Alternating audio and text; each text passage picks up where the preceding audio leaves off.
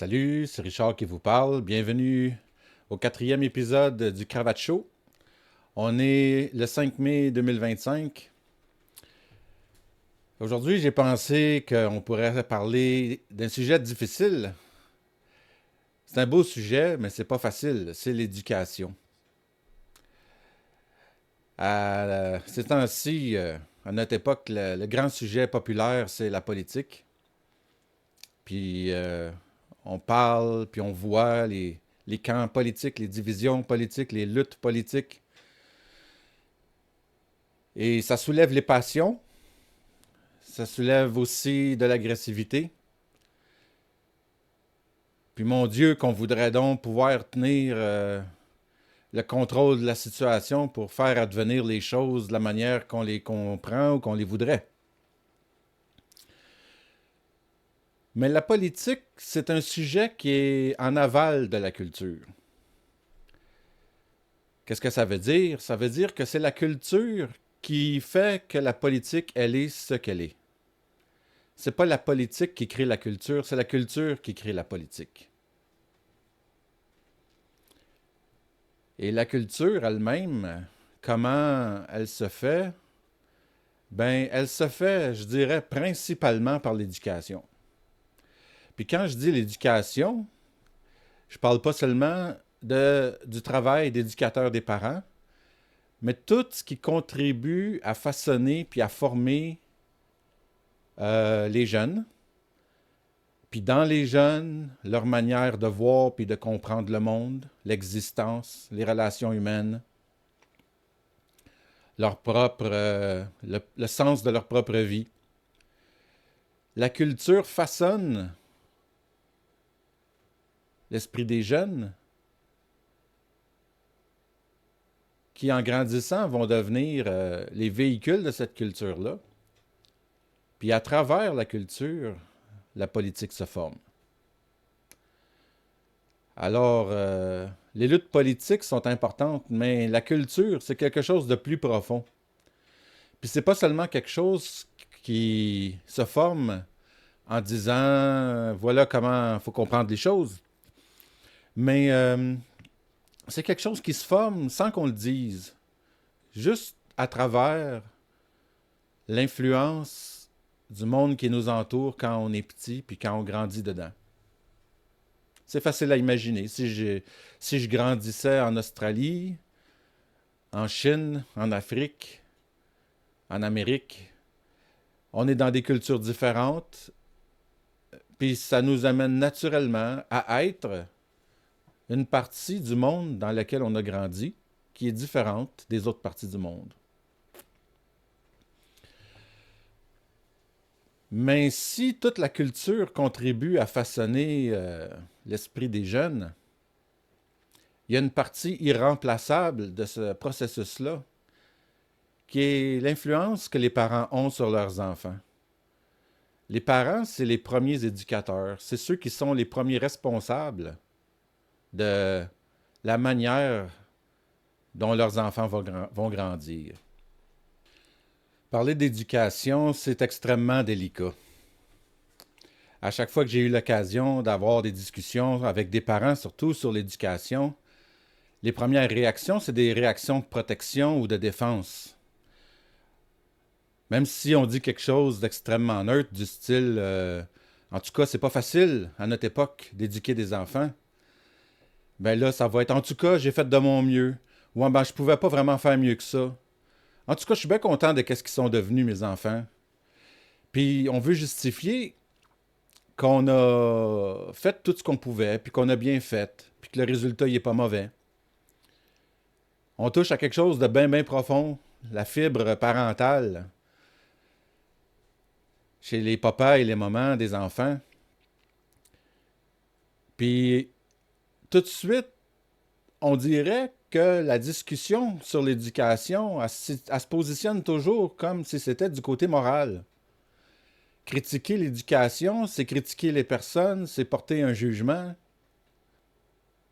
Si je prends un exemple, quelqu'un qui fait un soufflé, puis le soufflé, il dit « J'essaie de faire un soufflé, le soufflé ne lève pas. » Puis que je dis « Ben là, tu fais ça. Fais ça à la place. » Puis là, il essaye, puis ça marche, puis il va dire « Wow! » Le soufflet, il a levé. On se sent pas jugé, on se sent pas condamné, on se sent pas critiqué, mais là, on vient d'apprendre de quoi qui marche. Puis je pense que ça révèle un petit peu, je pense, une erreur dans notre manière de penser l'éducation. C'est comme si on avait tout ramené seulement du côté moral. Alors qu'il y a quelque chose qui est du côté, que je dirais artistique, quelque chose qu'on fait. Si on fait quelque chose de mal, le résultat n'est pas bon. Ça, c'est facile à comprendre. J'ai pris l'exemple du soufflé. Si quelqu'un fait une maison, puis je dis ta maison ne tiendra pas debout parce que tu n'as pas fait ça. Oh! Alors le but, c'est que la maison tienne debout. Puis si quelqu'un nous dit quoi faire, bon, on peut réfléchir si c'est vrai ou pas vrai, mais on ne se sent pas jugé. Mais quand on parle d'éducation, si je dis à un parent ce que tu fais, je ne suis pas sûr que tu vas arriver au résultat que tu souhaites avec cette façon de faire-là. C'est tout de suite une discussion extrêmement difficile et périlleuse. Alors je pense que d'un côté, on a besoin de comprendre que c'est vrai que ça touche qu'est-ce qu'il y a de plus profond puis que c'est un sujet délicat. On ne peut pas dire n'importe quoi, n'importe comment. Mais en même temps, on est au stade où la discussion, puis je parle de la discussion quand on n'est pas d'accord. Hein? Quand on est d'accord, c'est facile. On se félicite puis on s'encourage. Mais quand on n'est pas d'accord, la discussion est quasiment devenue impossible sur ce sujet-là. Alors ici, je vais essayer de parler de quelques points concernant l'éducation qui me paraissent importants. Mon but, c'est pas de juger les gens, mais d'essayer de voir si les choses qu'on veut, on prend les bons moyens pour arriver à nos fins. Un des premiers points par lesquels je voudrais commencer, c'est quelque chose que ma femme a dit à un moment donné, puis j'ai bien aimé son expression. Elle dit, moi, j'ai pas éduqué des enfants, j'ai éduqué des adultes. C'est cute, puis je pense que ça touche un bon point. Si on examine un peu comment notre culture a évolué, puis je prendrais peut-être comme point de départ les années 50, là, avec la montée d'Elvis Presley, puis plus tard Marilyn Monroe, pour prendre peut-être une des icônes féminines de la culture, comment on a développé et valorisé pour les baby boomers le culte de la jeunesse. Normalement, les enfants de toutes les sociétés puis de toutes les époques, ils rêvent à une chose, c'est devenir des adultes. Puis je me rappelle, quand j'étais petit, que moi-même, je disais, j'ai donc hâte d'être adulte pour pouvoir faire tout ce que je veux. Alors, c'est la façon qu'un enfant a de comprendre la vie adulte. Mais en tout cas, il y avait une notion, j'ai hâte d'être un adulte. Puis aujourd'hui, on dirait que les enfants, on parle plus jamais d'avoir hâte d'être des adultes. On leur parle plus des responsabilités qu'ils vont avoir, de leur travail futur, de leur carrière, de la famille qu'ils vont fonder. C'est comme l'absence de responsabilité des enfants, comme si c'était devenu l'idéal. Une sorte d'idéal qu'on ne dit pas, mais quelque chose de véhiculé dans la culture. On éduque des adultes. Je pense qu'un des premiers points qui va changer notre façon de voir puis de comprendre l'éducation, c'est de voir puis de comprendre comment on voit et qu'on comprend c'est quoi un adulte. Puis là, ben, ça, c'est une autre discussion entièrement. Dernièrement, j'ai parlé dans mon émission précédente de la vérité, de la recherche de vérité. Puis, j'ai pas parlé longtemps, mais je l'ai mentionné de son pendant qui correspond à À la recherche du bien. Si la vérité existe, le bien va exister aussi. Puis la vérité, c'est ce qu'on connaît, puis le bien, c'est ce qu'on choisit. Alors, si, mettons chez les animaux, qu'est-ce que les animaux font? Je dirais pas qu'ils éduquent leurs jeunes, mais ils les amènent à l'âge adulte. Ils leur apprennent les choses qu'ils ont besoin, essentiellement, comment se nourrir, survivre, comment procréer, et puis comment prendre soin de leurs futurs jeunes. Et c'est la propagation de l'espèce, puis c'est que les jeunes qui sont pas autonomes arrivent à être autonomes, puis à continuer la propagation de l'espèce. Comme être humain doué d'intelligence et de volonté, puis là, je le sais que juste en disant ça, déjà, je prends position pour des choses que tout le monde ne sera pas d'accord avec moi, mais c'est pas grave, c'est comme ça que j'avance. Ceux qui ne sont pas d'accord, ben, ils vont être intéressés à la discussion ou ils ne seront pas intéressés, c'est correct. Mais comme être humain, quand on est doué d'intelligence et de volonté, ben, on a un appétit pour connaître la vérité, puis aussi de choisir le bien, c'est-à-dire ce qui est bon pour nous, puis qui va nous rendre heureux. Alors, si on a... Puis là, je ne veux pas m'étaler sur la vision de la personne humaine dans toutes ses dimensions, mais je vais prendre celles-là qui sont principales au niveau de l'esprit. Si on comprend la personne humaine comme quelqu'un qui doit chercher la vérité et choisir le bien, ben ça nous donne déjà tout un programme dans notre manière de comprendre l'éducation des enfants qui est on éduque des adultes. Alors, ça veut dire quoi? Ça veut dire qu'on prend des enfants qui ne savent pas encore qu'est-ce qui est vrai puis qu'est-ce qui est bon. Puis on leur montre, on leur apprend. Puis, il y a une autre partie de l'éducation qui est de leur apprendre à découvrir c'est quoi qui est bon pour eux, puis à le choisir. On le sait qu'un enfant, il ne veut pas manger nécessairement qu'est-ce qui est bon pour sa santé. Il veut manger qu'est-ce qui plaît à son goût, hein? Le sucré. Puis quand un enfant il est fatigué, il ne veut pas aller dormir, il veut juste continuer de jouer. Puis l'enfant, il ne se demande pas, quand il est fâché, si, il faut qu'il se maîtrise. Il pique une crise. Alors, on a besoin de lui dire qu'est-ce qui est bon, puis de lui apprendre.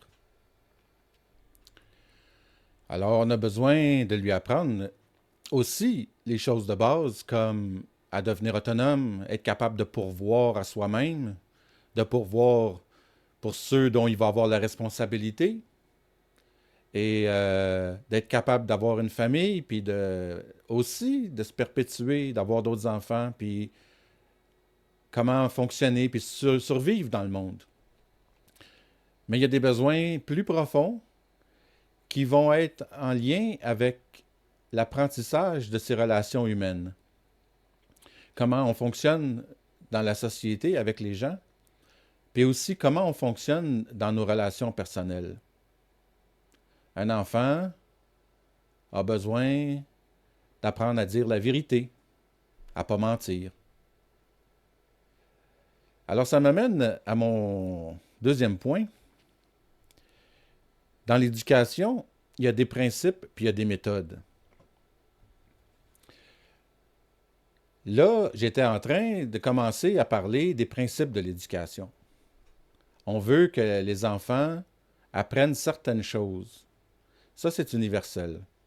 On veut que les enfants apprennent à faire les choses qu'ils vont avoir besoin de faire pour pouvoir se nourrir, s'habiller, se loger, vivre dans le monde, fonctionner dans la société. Puis on veut aussi qu'ils apprennent à chercher la vérité puis à choisir ce qui est bon. Par exemple, on veut que les enfants disent la vérité. Il y a des enfants, au point de départ, qui sont portés à dire la vérité. Il y a des enfants qui sont portés à mentir. Il y a des enfants qui sont portés à être super sûrs d'eux-mêmes. Puis il y a des enfants qui sont très insécures. Fait que, un exemple que j'aime prendre, c'est que Si on veut apprendre, et on éduque un petit gars qui a un déficit d'attention, qui est hyperactif, puis qui a de la misère à écouter, ou une petite fille qui est insécure, qui aime ça pas bouger, puis rester jouer dans son coin, puis tout ce qu'elle veut, c'est l'approbation de son père. Les deux enfants vont avoir besoin d'apprendre les mêmes choses, dans un sens, c'est-à-dire à être honnête, à être confiant, à, à être courageux, à être patient. Mais la manière d'éduquer le petit gars hyperactif ou la petite fille insécure, puis là, je prends, comment on dit ça, des clichés, des stéréotypes. C'est juste pour des exemples, mais on voit bien que si d'un côté, mon petit gars hyperactif puis ma petite fille insécure ont tous les deux besoin d'être honnêtes, courageux, patients, et dire la vérité, la manière d'amener ces deux enfants-là, qui sont bien différents, euh, aux mêmes qualités, ça ne sera peut-être pas la même méthode. Peut-être que le petit gars, figurativement, a besoin d'un coup de pied dans le derrière, puis peut-être que la petite fille a besoin d'être encouragée excessivement parce qu'elle est très insécure. Mais qu'est-ce que je recherche? C'est les mêmes choses. Alors, je pense que d'un côté, il y a les principes de l'éducation. Ça, c'est la réflexion qu'on est en train de faire. C'est celle qui m'intéresse le plus à notre époque. Parce que, comme je disais tout à l'heure, ça va dépendre quelle vision que j'ai de qu'est-ce que c'est qu'un adulte, qu'est-ce que c'est une bonne personne. Qu'est-ce que je veux pour mes enfants? C'est qu'ils deviennent des bonnes personnes. Heureuses, fonctionnelles, qui réussissent. Alors, les principes vont être les choses dont j'ai besoin pour être cette bonne personne-là. Mais les méthodes, ben, ils ont besoin d'être adaptés aux besoins de l'enfant, puis ils ont besoin d'être adaptés aux besoins des parents aussi. Parce que si j'éduque mon enfant hyperactif, peut-être que j'ai besoin d'une méthode qui marche avec moi. J'ai mon caractère, j'ai mes capacités, puis j'ai mes limites aussi, mes faiblesses. Alors que la maman ou n'importe quelle autre personne qui va éduquer son enfant va avoir d'autres qualités, d'autres forces, d'autres limites, d'autres faiblesses. Alors des fois, certaines méthodes qui pourraient, pour moi, être une bonne méthode, ne seront pas nécessairement adaptées pour d'autres parents qui n'ont pas les mêmes capacités. Alors d'un côté, on a les principes de l'éducation, puis d'un autre côté, on a les méthodes de l'éducation. Les principes, on peut en discuter, on peut les enseigner, on peut les comprendre, puis ça devient nos guides pour les choses qu'on recherche. Puis si on sait ce qu'on cherche, ben on a une meilleure chance de comprendre les méthodes qu'on utilise, puis de les faire servir à atteindre la fin que je me suis fixée. Les méthodes d'éducation, ben ça, c'est quelque chose qui est au jour le jour. On peut en parler, il y a des méthodes qui ont fait leurs preuves, mais il n'y a pas de méthode absolue. Alors, des fois, il y a des méthodes qui étaient reconnues efficaces, puis après ça, on a trouvé d'autres méthodes. Chaque parent a besoin de découvrir les méthodes qui fonctionnent entre lui et son enfant pour amener l'enfant vers les choses qu'on a dit que c'était des principes. D'être honnête, par exemple. C'est une grosse affaire pour un enfant d'apprendre à dire la vérité puis de ne pas mentir. Fait que je m'arrête sur la distinction entre les principes et les méthodes. Je pense que c'était assez clair pour nos besoins d'aujourd'hui. Dans mon dernier vidéo, j'ai parlé de la recherche de vérité et de ne pas confondre l'amour de la vérité avec la peur de se tromper, la peur de l'erreur. Je pense que l'éducation, c'est un des lieux les plus importants où il ne faut pas avoir peur de l'erreur. D'un côté, je pense qu'il faut chercher la vérité, c'est-à-dire c'est quoi les principes de l'éducation, c'est quoi qui va rendre mon enfant bon, c'est quoi que je veux qu'il devienne comme adulte. Mais la recherche dans l'éducation, c'est les méthodes.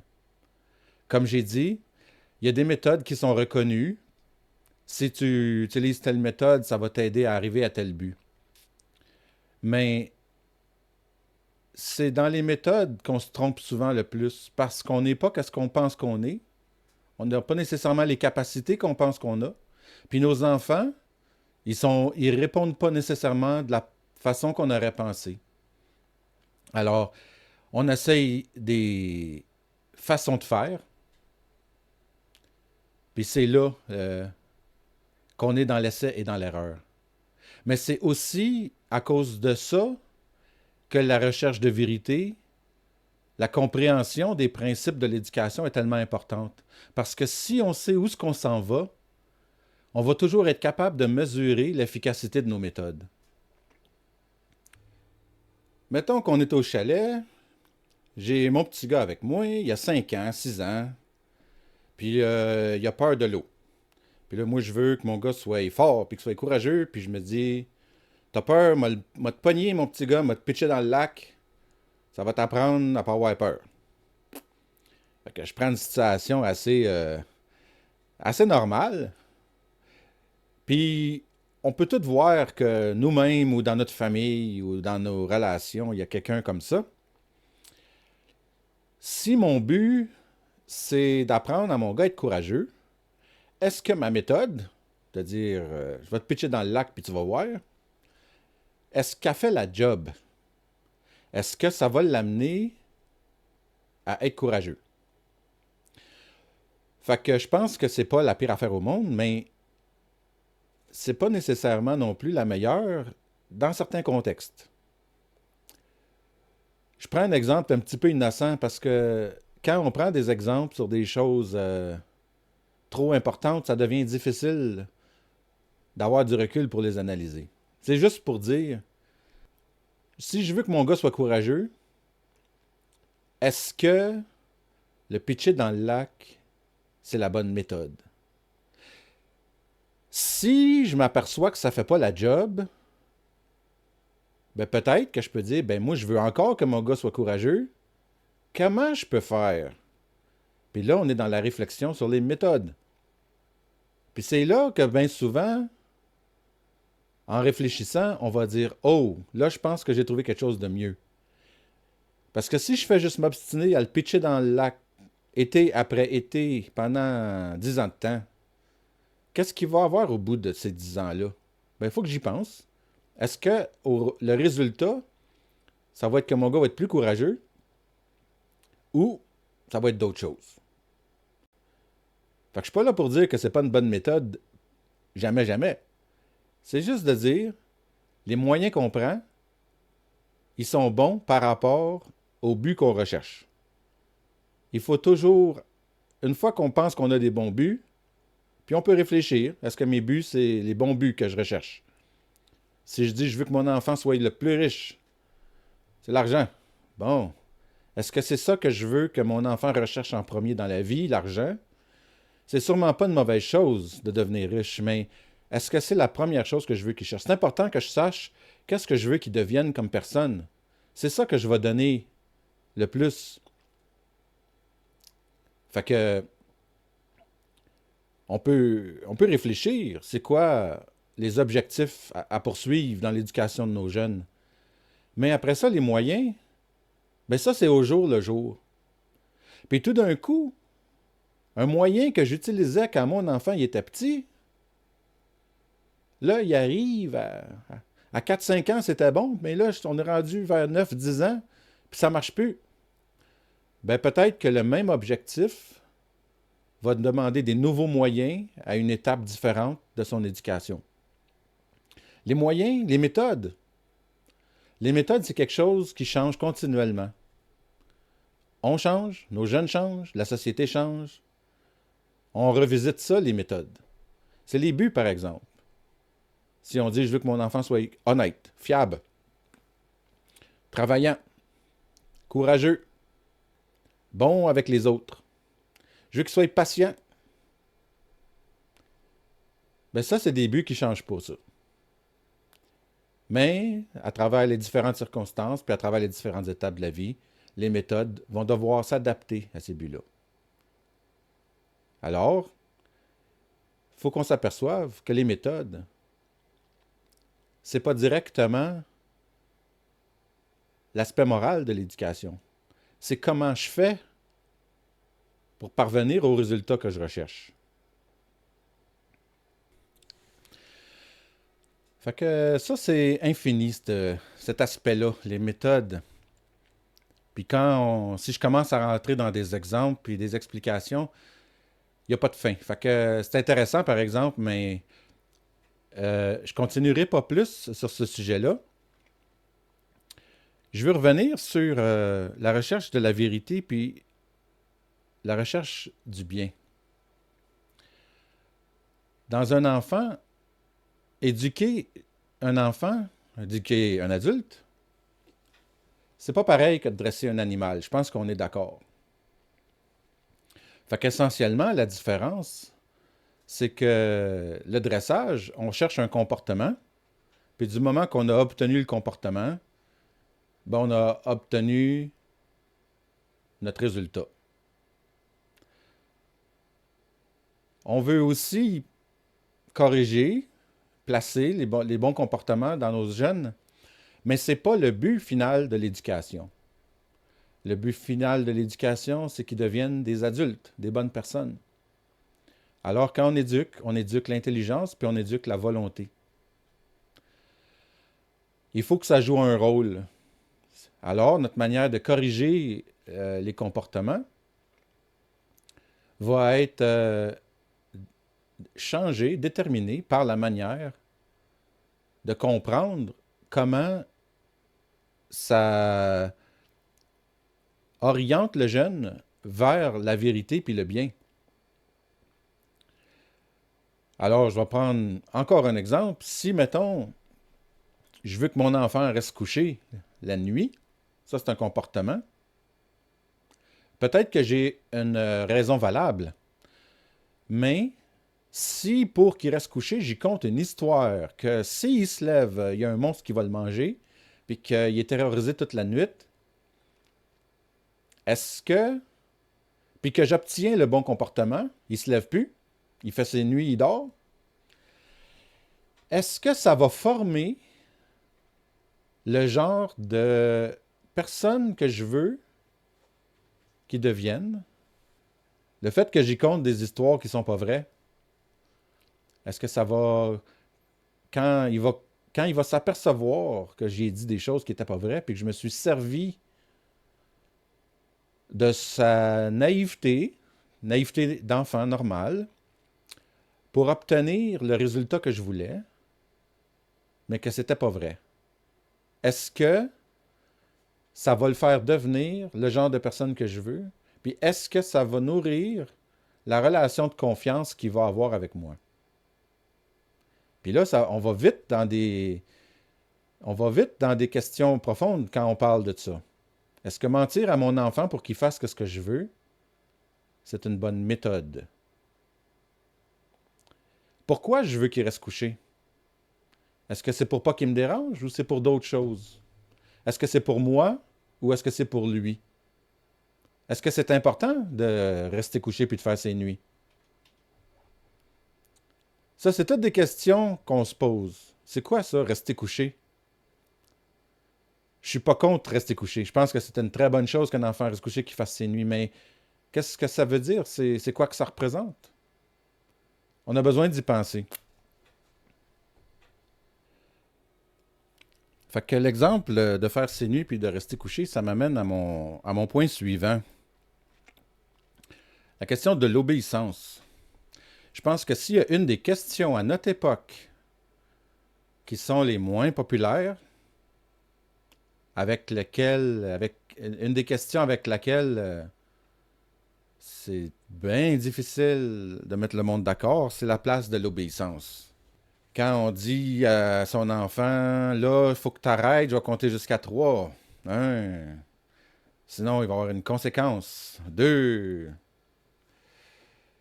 3. Puis là, l'enfant, il apprend quoi? Ben, en tout cas, il apprend une chose, ça c'est sûr. Puis il apprend vite.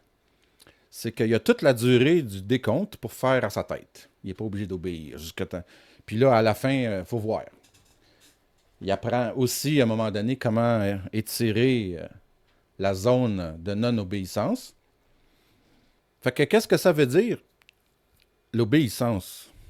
Est-ce que ça se ramène au concept de dressage, comme avec les animaux? S'il fait ce que je dis, c'est bon? Je vais aller tout de suite au vif du sujet. Je pense que, encore une fois, comme je disais au début, notre vision de qu'est-ce que c'est d'être un adulte va influencer, va déterminer, va être peut-être la principale facteur dans notre vision de qu'est-ce que c'est que éduquer, qui va par la suite influencer nos méthodes d'éducation. Est-ce que quand on est un adulte, on obéit? Oui, on obéit. Est-ce qu'il faut obéir? Oui, il faut obéir. Mais à qui? À quoi? Quand on est religieux, qu'on croit en Dieu, on obéit à Dieu. Et selon notre manière de croire à Dieu, ça va changer. Mais quand on n'est pas religieux, ou si on n'est pas certain par rapport à Dieu, est-ce qu'on obéit quand même? Ben, c'est là où moi je dirais oui. Quand on est un adulte, on a des responsabilités. On a des devoirs. On ne fait pas juste ce qui nous tente. Alors on obéit. On obéit à la vérité. On soumet notre conscience à la vérité. Ça veut dire, dans le plus simple des cas, qu'on ne mentira pas à quelqu'un. Surtout si on a une relation personnelle avec cette personne-là. La nécessité d'avoir un lien de confiance. On va tenir notre parole. Pas parce que ça nous tente. Parce que c'est ça qui est important. Ça va nous choisir, ça va nous imposer de choisir ce qui est bon. De s'occuper des personnes envers lesquelles on s'est engagé. De s'occuper de nos enfants. Encore une fois, de tenir notre parole. De se lever le matin pour aller travailler. De ne pas voler, de ne pas tuer. On peut vouloir, désirer, avoir envie de tellement de choses. Puis on décide, on fait des choix en fonction de notre devoir, de nos responsabilités, de notre conscience. Quand on est un adulte, on obéit à notre conscience. Alors, il faut former cette conscience-là dans les jeunes et leur apprendre à obéir à leur conscience. Mais justement, c'est ça la définition du jeune. Quand son intelligence et sa volonté ne sont pas encore formées, d'une part, ils ne savent pas ce qui est bon, puis de l'autre part, ils ne sont pas nécessairement capables de choisir qu'est-ce qu'ils savent qui est bon. L'enfant, il devient assez vite capable de comprendre que manger son steak puis ses légumes, c'est bon pour sa santé, puis que les biscuits, c'est pas bon. Mais il n'est pas nécessairement capable de choisir de ne pas manger des biscuits pour avoir de la place pour le souper parce que c'est bon pour sa santé. On est obligé de dire non. Oh, non. C'est pas facile, hein? Alors là, c'est l'exercice de l'autorité puis de l'obéissance. Ben, si on veut éduquer un enfant à faire ce qu'on dit, c'est comme le dressage, on va y mentir, on va le menacer, puis il va faire ce qu'on dit, puis on va être content, on va dire « il obéit ». Est-ce que c'est ça l'obéissance? Ben, si on se rapporte à ce que je viens d'expliquer, non. On veut que l'enfant apprenne à être autonome, à faire des bons choix par lui-même. Puis ça veut dire qu'à un moment donné, c'est plus à moi, à son parent qui va obéir, c'est à sa conscience formée. Donc, qu'est-ce qu'on peut déduire de ce que je viens de dire? C'est que quand un enfant il est très très jeune, la première étape, c'est pas d'expliquer pourquoi on dit tout ce qu'on dit. La première étape, c'est de placer les comportements. Quand l'enfant il a 6 semaines, 6 mois, 6 ans, c'est pas pareil. L'éducation n'est pas pareille. Alors, un petit enfant qui est très jeune, c'est non, ça c'est bon. Non, ça c'est pas bien. Ça c'est bien. Bravo. Ça tu fais ça. Non, ça tu fais pas ça. Puis là, à un moment donné, il va commencer à demander pourquoi. Bien, la première chose, c'est parce que je te le dis. Puis quand on dit ça, c'est pas parce qu'on veut pas expliquer. C'est parce que l'important, on fait pas juste ce qu'on comprend ou on ne fait pas juste ce qui nous tente. On obéit. Si on a une conscience éclairée, on obéit à notre conscience. On n'obéit pas juste à nos impulsions. Alors, à un certain âge, l'enfant doit, dès le début, pour progresser, il faut qu'il apprenne à obéir. Puis à mesure qu'il va vieillir, l'enfant va avoir plus d'autonomie. Et puis à un moment donné, ça va être, ben, tu es assez grand, tu le sais qu'est-ce qui est bon, maintenant il faut que tu choisisses. Puis quand les enfants deviennent des jeunes adultes, on ne peut plus leur dire quoi faire. Mais s'ils n'ont pas été habitués à faire des choix qui sont bons, quand ils étaient petits, quand ils sont adultes, ils ne sont pas capables de faire les bons choix.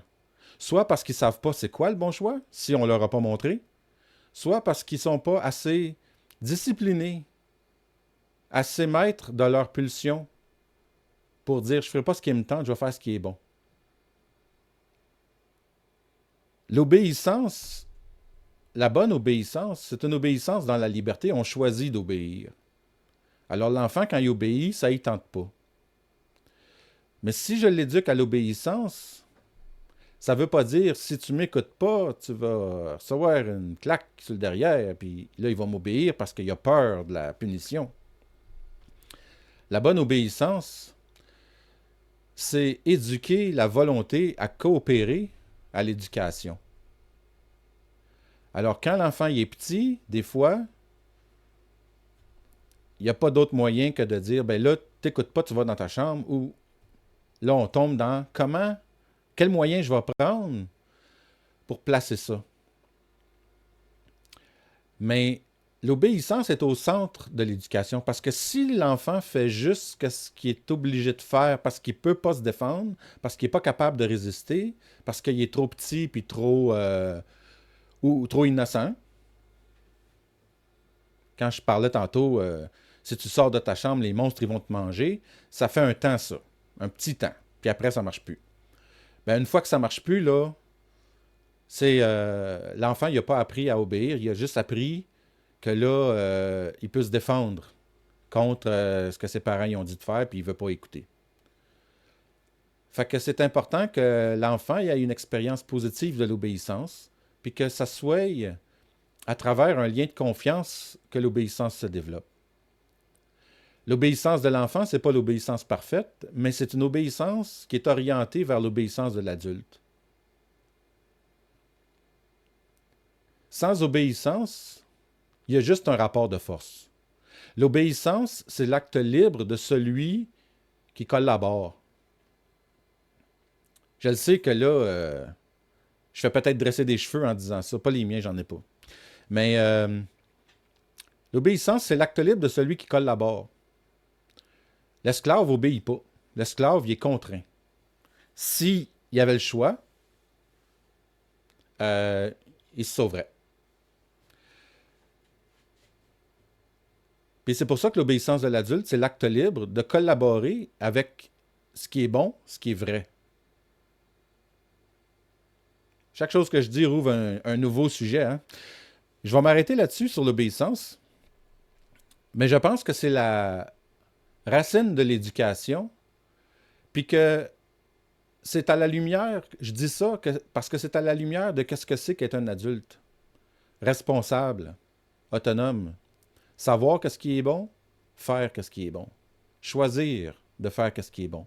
Mais quand on choisit, encore une fois, c'est pas parce qu'on obéit à quelqu'un d'autre, mais on obéit à quelque chose qui n'est pas nos désirs, nos envies. On obéit à notre conscience, à notre intelligence.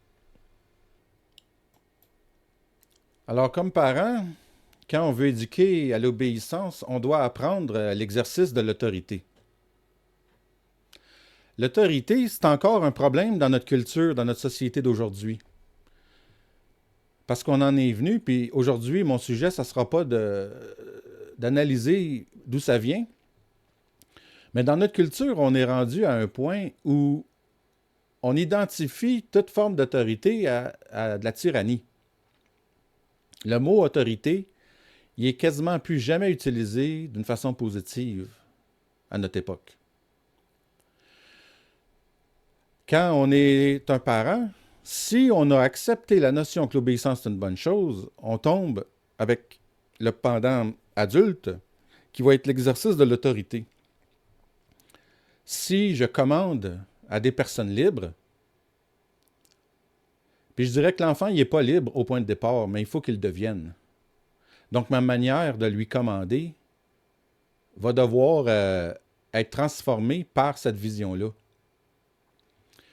L'autorité, à ce moment-là, comme je dis, c'est la personne avec qui la personne qui obéit collabore. L'obéissance, c'est la collaboration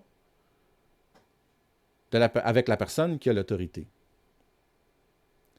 Ça veut dire qu'à ce moment-là, l'autorité, c'est pas de la tyrannie parce que c'est une personne à qui je choisis d'obéir. Encore une fois, le jeune enfant, il n'est pas prêt à ça. Puis c'est pour ça que l'exercice de l'autorité avec le jeune enfant, c'est pas l'exercice de l'autorité avec le jeune adulte. Puis si on n'a jamais eu l'occasion d'exercer l'autorité, c'est un des lieux où on va s'apercevoir le plus vite comment c'est difficile de bien l'exercer. Il y en a qui ont peur de l'exercer, puis il y en a qui n'ont pas assez peur de l'exercer. Puis dans les deux cas, c'est pas bon. Mais si on comprend comment l'obéissance est nécessaire, puis si on veut montrer à son jeune comment l'obéissance est nécessaire, il faut qu'on soit nous-mêmes des personnes qui obéissent. Ça veut dire, au minimum, je dirais, il faut qu'on soit des personnes qui cherchent la vérité, puis qui sont responsables pour pouvoir transmettre ça. Puis ça veut dire que quand on obéit, quand on exerce l'autorité après, notre manière d'exercer l'autorité va être transformée par notre vision de l'obéissance. La personne qui exerce l'autorité, c'est une personne qui obéit. Alors, comme parent, puis je dirais pas seulement comme parent, mais là on parle d'éducation, comme parent, l'exercice de l'autorité, c'est peut-être la chose qui va le plus obliger le parent à travailler sur lui-même, puis à réfléchir si les moyens qu'il prend, si sa façon d'exercer l'autorité est bonne, puis si elle produit les effets désirés. C'est sûrement là que, comme parents, les parents vont avoir le plus de ces discussions sur l'oreiller, le soir, dans le lit. J'ai-tu bien fait la façon de faire? Puis là, il m'haït à cette heure. Est-ce que j'ai été trop dur? Ou des fois, est-ce que j'ai été trop... j'ai-tu été trop... Est-ce que j'ai manqué de sévérité quand j'ai laissé aller des choses? Parce que des fois, on choisit de laisser aller. Il faut que l'enfant puisse apprendre aussi. Alors, le parent, il n'a pas la responsabilité que l'enfant ne fasse pas d'erreur. Alors, comme parents, on fait des erreurs, puis après ça, nos enfants vont faire des erreurs, puis il faut qu'on les regarde faire des erreurs. Puis c'est pas facile. Mais je pense que le principe d'exercer l'autorité, c'est quelque chose qu'on ne peut pas éviter. Puis il y a beaucoup de monde à notre époque qui disent que l'exercice de l'autorité, c'est pas une bonne chose. Pourquoi ils disent que c'est pas une bonne chose? D'où c'est que ça vient? Ça serait un beau sujet à explorer, mais je pense que l'exercice de l'autorité, c'est la grande chose que les parents ont besoin d'apprendre pour conduire leurs jeunes enfants dans l'obéissance à devenir des bons adultes. Fait que là, il y a encore un dernier sujet dont j'aimerais parler. La question de l'estime de soi. Je pense que ça fait partie des sujets qu'on entend beaucoup parler à notre époque, que c'est bien important que les enfants apprennent l'estime de soi. Ben là, il y a deux visions de qu'est-ce que ça veut dire, puis de comment y arriver. L'estime de soi, ça serait, selon certains, que l'enfant ait pas de vision négative de lui-même. Puis on réfléchit pas trop à qu'est-ce que ça veut dire d'ailleurs. Puis on arrive tout de suite à la conclusion, c'est qu'il faut pas jamais rien dire à l'enfant qui ferait penser qu'il n'est pas bon. Puis ça se traduit généralement dans le comportement suivant, c'est que peu importe qu'est-ce qu'il fait, peu importe comment il fait, c'est de la validation inconditionnelle et systématique. T'es beau, t'es bon, t'es fin, c'est merveilleux. Puis on pense qu'à partir de l'estime de soi, l'enfant va devenir une bonne personne. Il va avoir confiance en lui, puis ça va lui permettre d'épanouir toutes ses qualités. Je pense qu'on peut facilement voir les limites de ce genre de raisonnement-là, puis que cette façon-là de cultiver l'estime de soi en critiquant pas, ça va surtout engendrer un ego surdimensionné. L'enfant va se penser bon, il va se penser qu'il a droit à tout, il va penser qu'il ne peut pas faire de mal, puis quand il va rencontrer de l'opposition, ça va être de la faute des autres. Sa capacité d'affronter l'adversité, sa capacité de reconnaître ses torts, sa capacité de progrès va être lourdement entravée par une conception de l'estime de soi de cette sorte-là.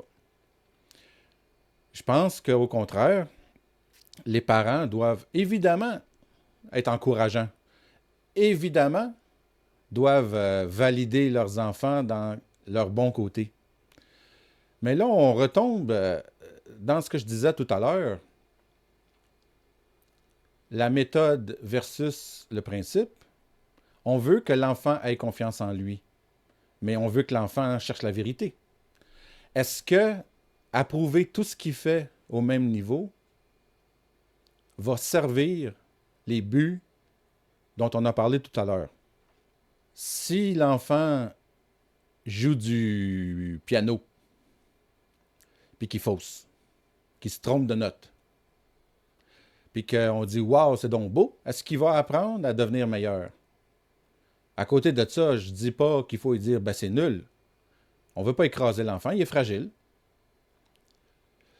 Mais comme mon exemple d'au début de l'émission tantôt, si j'ai affaire avec un petit gars qui est en déficit d'attention, puis qui est sûr de lui, puis qui est hyperactif, la manière, le niveau de validation dont il a besoin, c'est pas le même que la petite fille insécure qui pense que tout ce qu'il fait n'est pas nécessairement bon. La validation, c'est une méthode. La nécessité que l'enfant ait confiance en lui-même, ça, c'est un principe. Mais est-ce que cette confiance-là doit être au détriment de la vérité, au détriment de son progrès? Est-ce que l'enfant doit considérer qu'il est le centre du monde, ou si il doit considérer qu'il y a des gens autour de lui, puis qu'il n'est pas toujours le centre d'attention? Je dirais que la vraie estime de soi vient de deux choses. Elle vient de ce qu'on sait faire, puis elle vient de la sorte de personne qu'on sait qu'on est. Si on sait qu'on est une bonne personne, on a confiance en soi, on est heureux d'être ce qu'on est. Puis si on est bon dans qu'est-ce qu'on fait, on le sait que qu'est-ce qu'on a fait est bon. Puis quand on est bon, on est capable de juger de qu'est-ce qu'on a fait.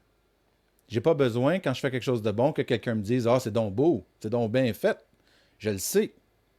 Mais si je connais quelqu'un d'autre qui est bon dans le même domaine, je vais être content d'y montrer. Puis même si c'est pas quelqu'un qui est... Quand j'ai fait une bonne job, moi j'ai fait un beau deck en arrière de ma maison, puis quand le monde y vient à la maison, je leur dis « Venez voir le deck que j'ai fait parce que je le sais que c'est bien fait, puis que je suis content de le montrer. » Quand on fait mal un travail comme adulte, en général, on ne veut plus y penser, on ne veut pas que personne en parle, puis on veut passer à d'autres choses. Si on a mal travaillé, on n'a pas de gratification qui vient de qu'est-ce qu'on a fait. Alors, un enfant a besoin d'apprendre à faire des choses, a besoin d'apprendre des compétences. Puis tous les enfants n'apprendront pas les mêmes compétences. Certains enfants vont leur faire de la musique. Certains enfants vont apprendre à dessiner. D'autres enfants, ça va être d'apprendre un métier On peut commencer jeune à apprendre à travailler le bois. Puis quand l'enfant va faire des choses puis qu'il va progresser, là, on va encourager son progrès. Mais est-ce que ça veut dire qu'on dit qu'il est le meilleur? Non, il n'est pas le meilleur. Puis si l'enfant, il a trop d'assurance en lui-même puis qu'il dit je suis le meilleur, on va dire mon petit gars, des nouvelles pour toi, t'es pas le meilleur. Bien là, selon l'enfant, on va trouver la façon, la méthode adaptée pour dire, pour passer le message. Mais donc, encore une fois, l'estime de soi, c'est une chose importante, mais l'estime de soi à la lumière de la vérité. Pas s'auto-illusionner sur qu'est-ce qu'on est. Se penser meilleur qu'on est ou se penser plus important qu'on est, puis pas être capable de penser aux autres. Fait qu'on a besoin de développer les comportements d'une bonne personne, puis on a besoin d'apprendre les compétences. Apprendre à bien faire ce qu'on fait. Pour terminer, j'aimerais ça parler d'un dernier point, qui est loin d'être la fin de la conversation sur l'éducation, mais que je pense qui est important aussi, pour notre époque en tout cas, qui est de former le choix des enfants, leur capacité de choisir. Parce qu'un des points qui est valorisé beaucoup à notre époque, c'est de dire que c'est important que l'enfant soit libre de choisir les choses qu'il veut faire. Selon la notion que si l'enfant fait des choses qui l'intéressent, ça va favoriser son apprentissage. Puis je pense que c'est sûrement un bon raisonnement, mais pour que ça produise le bien qu'on souhaite, je pense que c'est important de les former à compléter les choses qui commencent. Je parlais avec quelqu'un dans ma famille, justement, de son enfant, qui me disait, ben cette année, il veut choisir ça, puis là, ben ça ne l'intéresse plus, puis il veut changer d'activité. Mais quand les parents payent pour que le petit gars ou la petite fille fasse partie d'une classe de ballet ou d'équipe de hockey, eux, ils s'engagent avec l'enfant. Puis ils lui permettent de commencer des choses. Puis peut-être que l'enfant, après, s'aperçoit que oh, c'est pas comme je pensais. Puis là, ça me tente plus. Mais leur choix, ils n'engagent pas seulement eux. Il y a tout un tas de monde autour d'eux autres qui prennent leur temps puis qui se consacrent à l'accompagner, à le former, à l'aider. Il y a beaucoup de choses à apprendre dans le fait de s'engager. Puis notamment, une des choses, c'est d'apprendre de ne pas s'engager à la légère. Aujourd'hui, je n'ai pas parlé du mariage, mais un des grands, peut-être le plus grand engagement qu'on prend dans notre vie, c'est le mariage. Mais on est à une époque où est-ce que la plupart du monde croit encore que l'engagement du mariage, c'est un engagement réaliste? Quand on promet à l'autel, je vais rester avec toi jusqu'à la fin de mes jours, est-ce qu'on croit vraiment, non seulement que c'est possible, mais que je vais être capable? Ça coûte quelque chose quand on s'engage, donner sa parole. Bien, on a besoin de faire l'expérience de nos capacités à tenir notre parole dans des choses moins graves puis moins importantes. Alors, si l'enfant veut s'inscrire dans une équipe de hockey ou suivre des cours de violon,